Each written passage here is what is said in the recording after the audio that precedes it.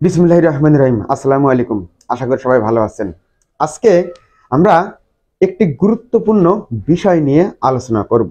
সেটি হচ্ছে এসএসসি সাধারণ গণিতে ফেল করা অসম্ভব। কিভাবে আমরা একটু ব্যাখ্যা দিই। এসএসসি সাধারণ গণিতে প্রশ্ন আসে 100 অর্থাৎ 100। এই 100-র মধ্যে সৃজনশীল প্রশ্ন আছে 70 অর্থাৎ 7টি সৃজনশীল প্রশ্ন লিখতে হয়। আর এমসিকিউ আছে হচ্ছে 30টি। তো এই 7টি সৃজনশীল থেকে আপনি 50 মার্ক পেয়ে যাবেন মাত্র 7.5টি অধ্যায় কমপ্লিট করলে। কোনটা কোনটা আমরা একটু দেখি। যেমন ক বিভাগ থেকে প্রশ্ন পড়ে সৃজনশীল 3টা। আমরা টার্গেট নেব 20। আর এই 20 টার্গেট কিভাবে 2 নম্বর অধ্যায়, 3 নম্বর অধ্যায়, 4 নম্বর অধ্যায় এবং 13 নম্বর অধ্যায়। এই 4টা অধ্যায় যদি আপনি কমপ্লিট করেন তাহলে এখান থেকে 2টি সৃজনশীল আপনার কমন পড়বে। ভাগ্য ভালো থাকলে 3টিও পড়তে পারে, কিন্তু লিখতে হবে তো 2টা। ওখান থেকে যে 2টা আপনি সুন্দর মতো পারবেন সেই 2টা লিখবেন। তার মানে এখান থেকে 20 মার্ক আপনি পেয়ে গেলেন। খ বিভাগ থেকে জ্যামিতি অংশ। এই জ্যামিতি অংশে সৃজনশীল প্রশ্ন পড়ে 3টা, লিখতে হবে আপনার 2টা। এখান থেকে যদি আপনি 7 নম্বর অধ্যায় সম্পাদ্য এবং 8-এর কিছু অংশ, এটিও সম্পাদ্য, এই 2টা অধ্যায়ের সম্পাদ্য যদি আপনি কমপ্লিট করেন তাহলে এখান থেকে একটি সৃজনশীল আপনার 100% আসবেই। ভাগ্য ভালো থাকলে মাঝে মধ্যে 2টাও সম্পাদ্য থেকে আসে। সো এখান থেকে আমরা পেয়ে গেলাম 10। একেবারে অনায়াসে আপনি পেয়ে যাবেন। গ বিভাগ ত্রিকোণমিতি ও পরিমিতি। তো ত্রিকোণমিতি অধ্যায় আছে হচ্ছে 2টা, 9 আর 10। 9-এর 1, 9-এর 2 আর 10, 3টা অধ্যায়। আর পরিমিতি আছে হচ্ছে 16 অধ্যায়। তো এই পরিমিতি যদি আপনি করেন তাহলে এখান থেকে 10 মার্ক আপনার কনফার্ম, একটি সৃজনশীল আপনার আসবেই। তো মাঝে মধ্যে 16 নম্বর অধ্যায় থেকে 2টা আসে, কপাল ভালো থাকলে।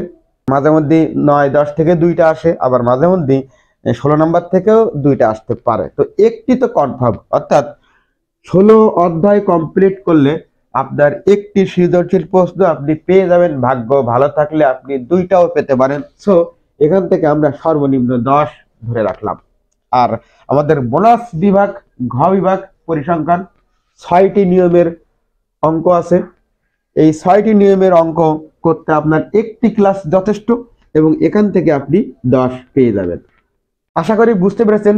শর্ট সিলেবাস, মাত্র 7.5টি অধ্যায় কমপ্লিট করে আপনি সৃজনশীলের মধ্যে 50 আপনার 100% কমন আসবে।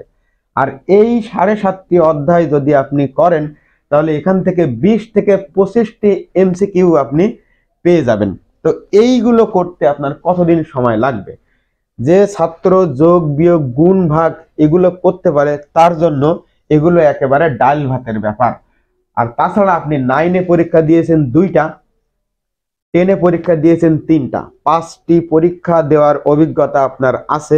এরপরে আপনার হাতে এখনো সময় আছে 2 মাস। এই 2 মাসে আপনি এই 7.5টি অধ্যায় কিন্তু কমপ্লিট করতে পারবেন। তো এইগুলা কমপ্লিট করে আপনি পরীক্ষার হলে গেলে এমন কোনো প্রশ্নকর্তা নেই যে আপনাকে ফেল করায়।